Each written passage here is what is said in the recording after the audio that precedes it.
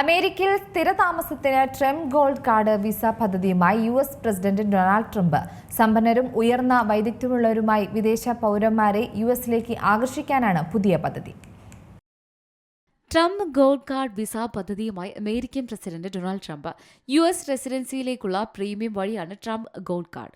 വ്യക്തികൾക്ക് $1 മില്യൺ വിദേശികളായ ജീവനക്കാരെ സ്പോൺസർ ചെയ്യുന്ന കമ്പനികൾക്ക് $2 മില്യൺ വില വരും. EB-5 നിക്ഷേപക വിസയ്ക്ക് പകരമാണ് ഈ പരിപാടി. 1990 മുതൽ കുറഞ്ഞത് 10 തൊഴിൽ അവസരങ്ങൾ സൃഷ്ടിക്കുന്ന ഒരു കമ്പനിയിൽ ഏകദേശം $10 ലക്ഷം ചെലവഴിക്കുന്നവർക്കായിരുന്നു EB-5 വിസ ലഭിച്ചിരുന്നത്. ഒരു ഗോൾഡൻ കാർഡ് ലഭിക്കാൻ $50 ലക്ഷം വേണ്ടിവരുമെന്നാണ് ട്രംപ് നേരത്തെ പറഞ്ഞിരുന്നെങ്കിലും പിന്നീട് തുക കുറയ്ക്കുകയായിരുന്നു.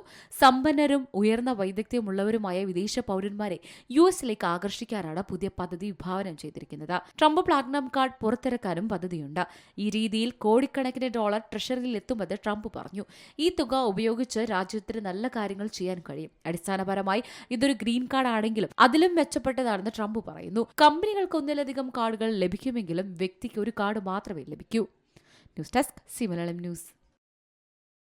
ഏറ്റവും പുതിയ വാർത്തകളും വിശേഷങ്ങളും വിരൽ തുമ്പിലറിയാൻ സി മലയാളം ന്യൂസ് എല്ലാ ഡിജിറ്റൽ പ്ലാറ്റ്ഫോമുകളിലും ലഭ്യം.